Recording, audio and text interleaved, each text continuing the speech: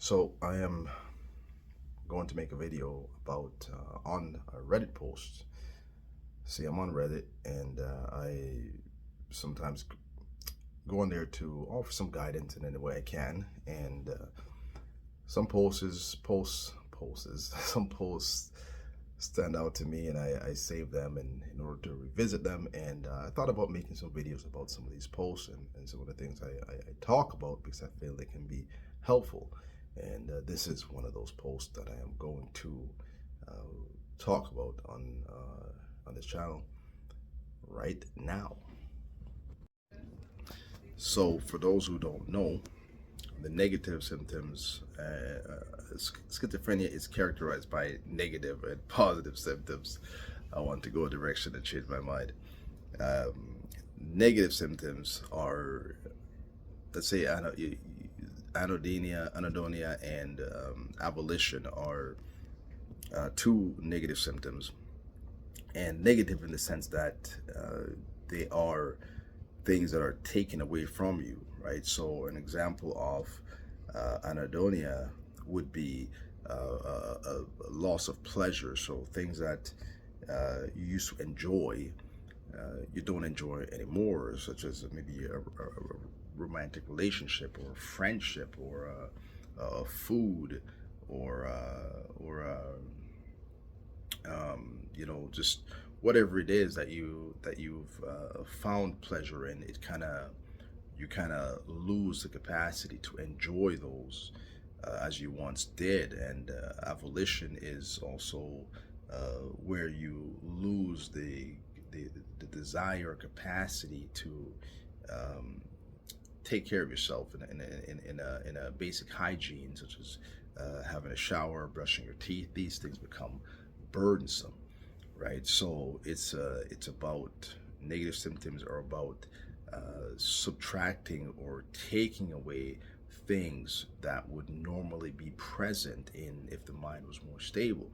And then positive symptoms are things that are added onto you where from a baseline state, a stable state. So this would include things like delusions or hallucinations and so forth, right? These would be characterized as positive because they're added.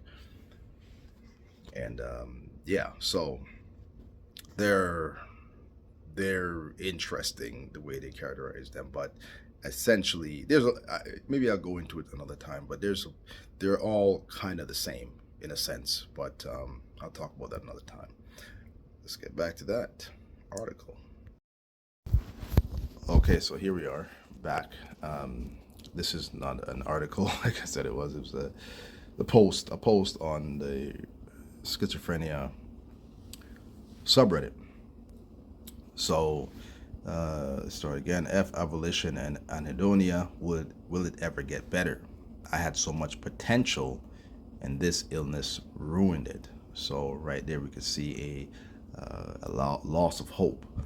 Right, a loss of hope is something that is common with schizophrenia.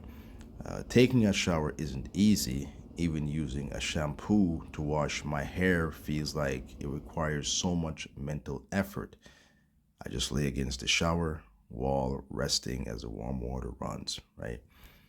And this is something that I'm familiar with as well and experience, and I know what that feels like. It's a burden. Like I said, it's a burden on your heart, it's a burden on your mind, and it weighs you down, right? My mom could attest to this. My sisters, I would not.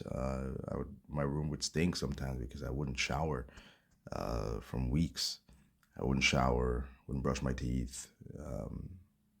And my mom would have to chase me in the shower sometimes. She'd come up, pull up my sheets, and tell me to get in the shower. I had to. Same with the hospital. They would, they'd force me in because I would just lay in bed the whole time, and I wouldn't bathe, wouldn't brush my teeth or anything. So I know what that feels like. And when I get in the shower, sometimes that's what I was. You just rest against it, just let the water just beat on you. Um, you just bowed over, right? Like a plant that's dying of thirst, bowed over. When I get out of the shower, I lay in bed to close my eyes and rest my mind for an hour or longer, meant to treat it, helped for a while, but as usual, I build resistance. And that's one of the things that can happen to some people. There's a resistance build up that this person's experiencing, and are also just treatment resistance, right? I was diagnosed with being treatment resistant, right? And that's where medications just don't have that effect that they deemed acceptable, I guess. So I am tired, very tired of carrying a load of bricks that will never go away. And that's right. That's what it feels like. It's a burden. It's very burdensome, right? Edit. I can't even word things properly. It feels like 70% of my vocabulary got erased from my mind.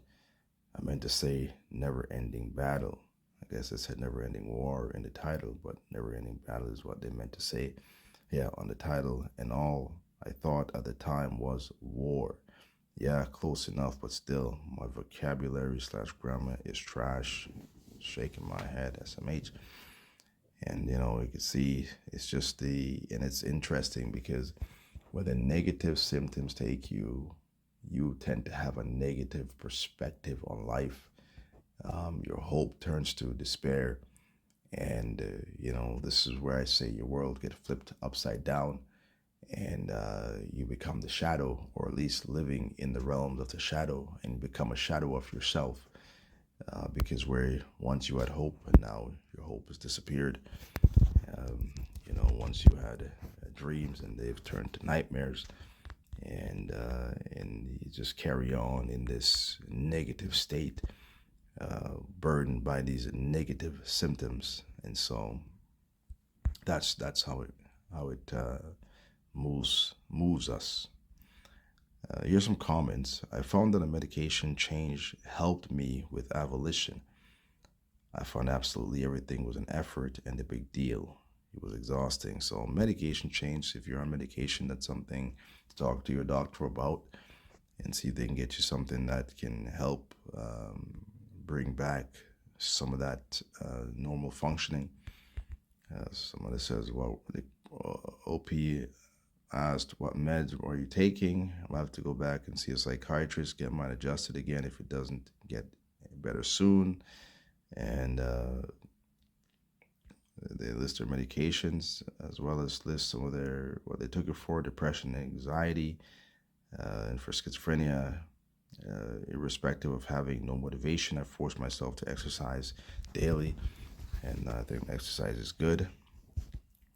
It's definitely beneficial, and I think forcing yourself to do things is good. I think it's just the mindset that you use, the attitude. It matters more than we think. Will it get better? Somebody wrote. I doubt it. I recently started seeing a doctor again, was given olanzapine, and for the first time in my life, I feel alive. Makes me wonder why I didn't see the doctor earlier. So much alive that I drained my bank accounts making purchases because it just feels so good to be alive. Even brought running shoes. And there's the thing about drugs. These medications, sometimes they get you high, right? Because they are drugs, right? They are drugs, and drugs get you high, and drugs, when they wear off or whatever, you adjust to them, you crash, right? There's a low point as well. And so, that's the consequence, right? And I've talked about my thoughts on medications, but they are drugs. That's what they are, and that's what they do. They do get you high, especially these harsh drugs. Unfortunately, it was just for a short while. Feel myself slowly slipping again, and the pills is making me fat. So I stopped, and what do you know? The avolition sets back in, plus somehow my brain turned on panic mode for weeks for absolutely no reason. And here's the thing, like I said about drugs. The pills, though, it happens, they stopped working, so they probably got adjusted to it. You have to take a higher dosage, and now they said that it made them fat. And what that reminds me of is when I smoke weed, and what weed does is open your appetite, which makes you want to eat, right? And now this antipsychotic, it gets you high, but also what it does is it opens your appetite, makes you want to eat.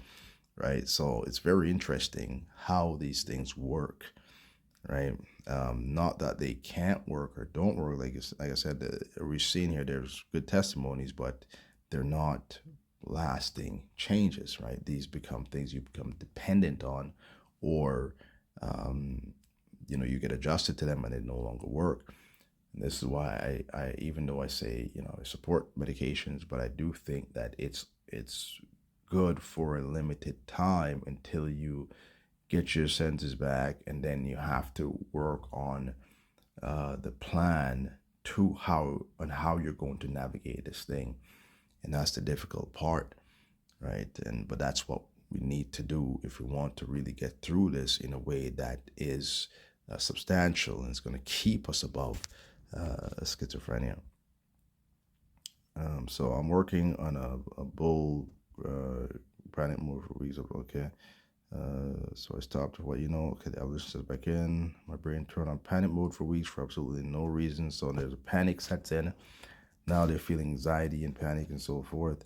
I'm working at a bullcrap job, doing bullcrap things.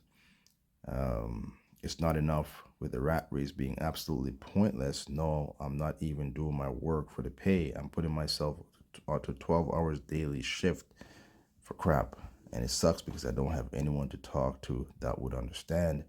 Most people dream of the good life, having a car, a loving family, a good house, planning for the future and stuff, while I'm just here want to cease. What I'm here just want to cease to be, and that's something I could relate to as well. And the loneliness sucks. The loneliness is heavy. The loneliness itself is a burden that will weigh you down because you want to express your heart to somebody who would understand, who would listen, and but sometimes you don't. There's nobody who can understand you. There's nobody willing to listen, and the burden just piles up, and the weight just get heavier and heavier, and then you just want to cease to be because the grave becomes the only place that looks like it can offer you some comfort, some peace, right? So it's the negative symptoms that we really have to be wary of. Not that they're more dangerous than the positive symptoms in their own ways, right? So this person says, whenever crap like that happens to me, if I can remember, I just smile to myself, and that red is me liking that because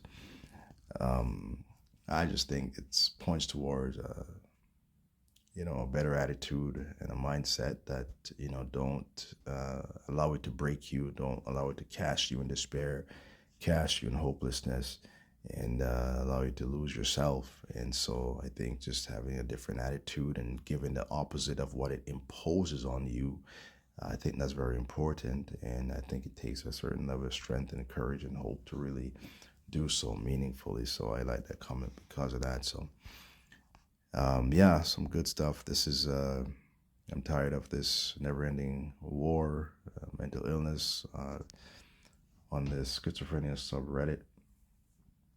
And I don't know, maybe some of you can relate. I'm sure a lot of you can relate to some of this stuff. I know I sure can. I see myself in some of these posts, and I know how it goes and how it can be, and but I also know that there's hope.